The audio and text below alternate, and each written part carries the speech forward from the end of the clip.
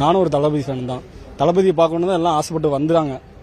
அந்த கூட்டத்தில் வந்து நெருங்க வந்து கும்பல் கட்டுப்பாட்டுக்கு மீறி வந்துருச்சு. அவங்க நினைக்காத கும்பல் வந்திருக்க மாட்டாங்க, அதுக்கு மேலே வந்துட்டாங்க. கும்பல் கட்டுப்படுத்த முடியாத சூழ்நிலை. நெருங்க அரசாங்கம் பறிச்சு போட்ட குழியில பாதி பேர் வந்து தவறி விழுந்துட்டாங்க. அவர் பிரச்சாரம் பண்ண வாகனம் பக்கத்திலே ஆமா டிச்சு இருக்கு, குழி டிச்சு இருக்குது.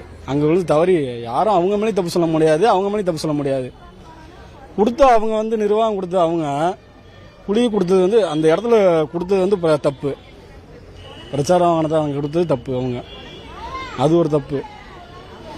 அதுக்கு மீறி வந்து இது நடந்தது எல்லாமே மக்கள் எங்கிட்டுமே வெளியே வரதுக்கு வழி இல்லை, பின்னாடி வர்றதுக்கு வழி இல்லை, வெளியே போறதுக்கு வழி இல்லை, சைடில் வர்றதுக்கு வழி இல்லை.